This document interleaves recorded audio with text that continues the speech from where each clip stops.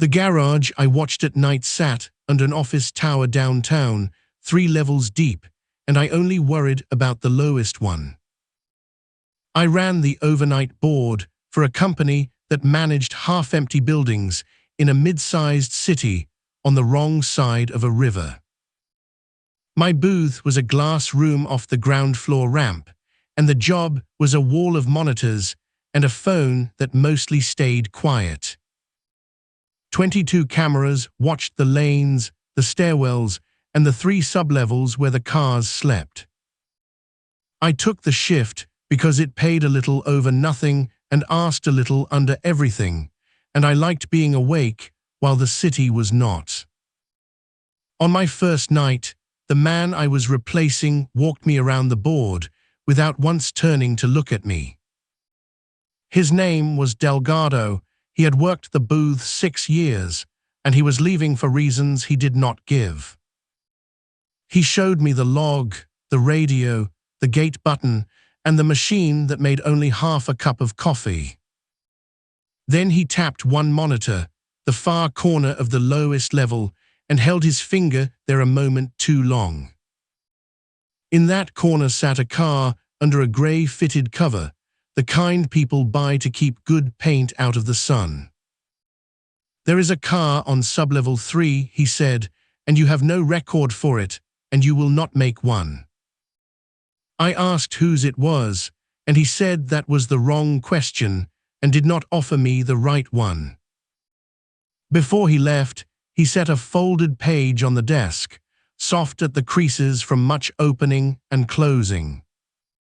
It was a handover note, he said, passed from booth to booth, and I should read it once the building went dark.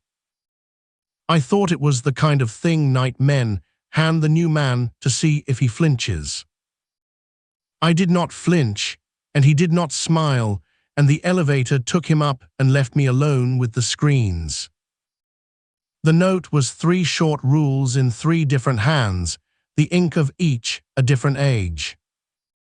The first was to keep the cover on the car, and if I found it slipped, to go down and set it right before dawn, but never at 3.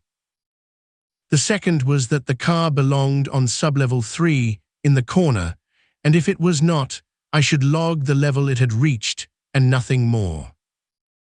The third was the shortest, underlined twice.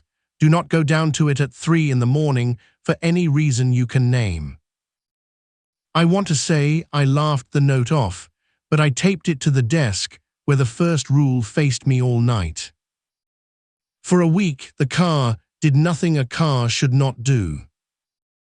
It sat under its grey cover, and I checked it on the hour the way you check a stove you already know is off. The building emptied by 7, the last out a bookkeeper who always waved up at the lobby camera. After that it was me, the hum of the coolers, and 22 grey rooms full of nobody. The first wrong thing I noticed was the dust.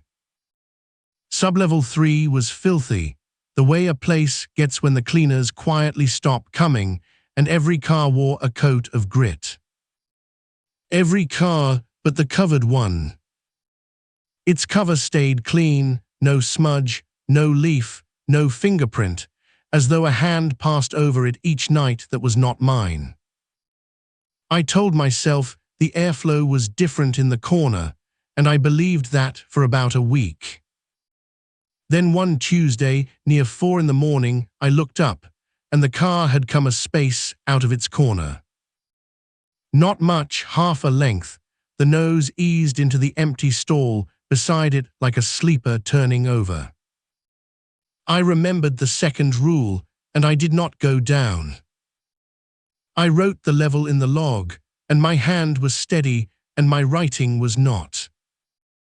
Before I clocked out at 6, I made myself go down and set the cover straight, though it did not need it, and I did not linger.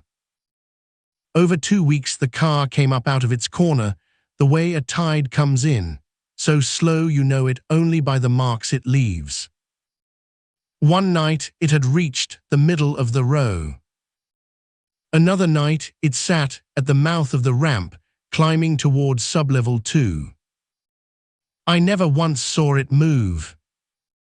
I would look down to log a door, and when I looked back, it had gained ground, always in the second I was not watching. I started pulling the archive, scrubbing the recorded feeds back at speed to catch the car in the act. The footage ran clean, and on it the car never moved, not a single frame. Only on the live board did it travel, and only when my eyes had gone somewhere else. I scrubbed back further, months, then years, as far as the drive would hold. The car was in every year of footage, in the same corner, under the same cover. The building had been repainted, and the cars around it had changed with the seasons, but the covered car did not age. Its cover never faded and never frayed, and in the oldest clip I could find, grainy and green, it was already there and already clean.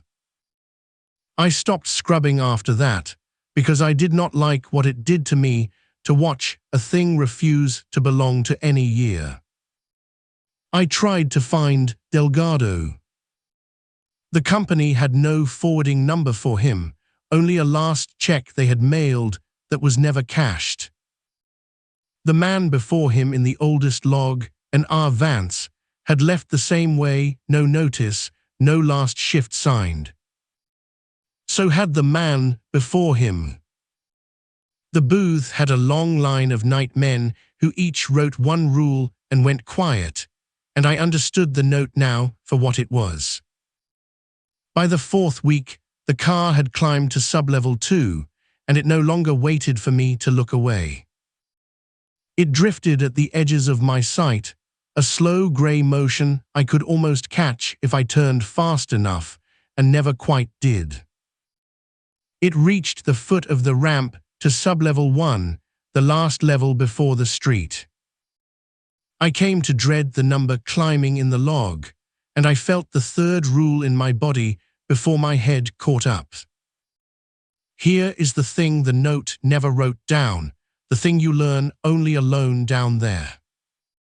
At 3 in the morning, the cover moves. Not the car, the cover, a small settling at the hem, as if something beneath it had shifted its weight to get comfortable.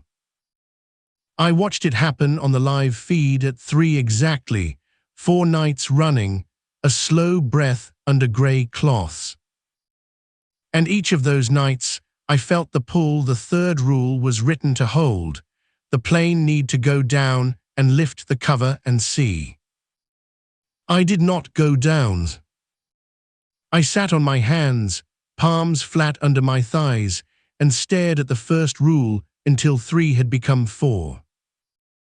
I told myself I would last the season, bank the checks, and hand the note on with my own rule added at the bottom. I almost managed it. But on a Thursday, the car reached the top of the last ramp and stopped in the mouth of my level, facing the booth for the first time. Where a windshield should have been, the grey cloth had drawn into 2 shallow hollows, like the sockets of a face pressed to a sheet. I know now how a man sounds talking himself into a thing, because I heard it in my own head, reasonable and calm and lying. I told myself I would only look. I took the flashlight and the radio and left the booth, and behind me the wall of monitors went on watching the empty rooms. The stairwell smelled of cold concrete and old rain, and my light found the number on each landing, 2, and then 3. The car was not in the corner where the footage always kept it.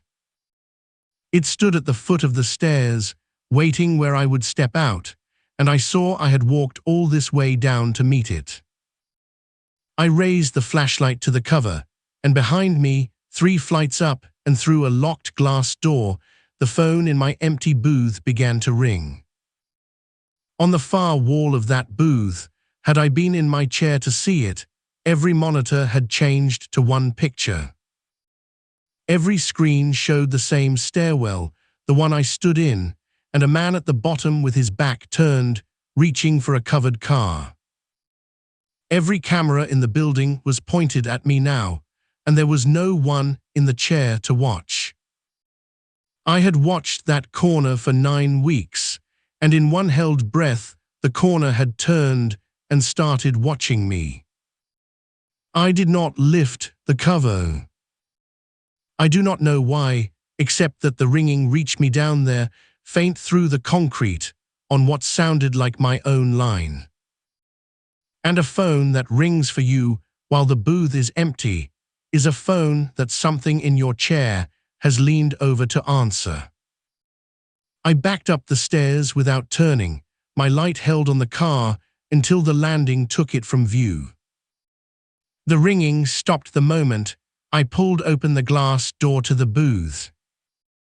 The monitors were ordinary again, 22 grey rooms, and the covered car sat in its far corner as if it had never stirred.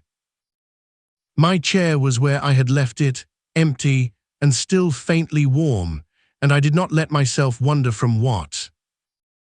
I finished the season. I never went down at 3 again, never lifted the cover, and logged the levels the way the note said, and nothing beside. When the car climbs now, I do not chase it, and I do not scrub the archive, because the archive is not where it lives. I keep my eyes on the 22 rooms and off the glass that shows my own booth back to me. A night man who starts watching himself has already gone halfway down the stairs. On my last shift, I unfolded the note and added a 4th rule beneath the others, underlined twice the way the 3rd was. Do not answer the phone at 3, I wrote, no matter whose voice you are certain is on the line. I taped the note back with that rule facing the chair, and I waited for the elevator with my eyes off the monitors. Somewhere below me, a grey cover settled at its hem, getting comfortable, and I let it. I hope the next one reads all 4 rules before 3, keeps to the chair, and lets the car spend its patience one slow length at a time.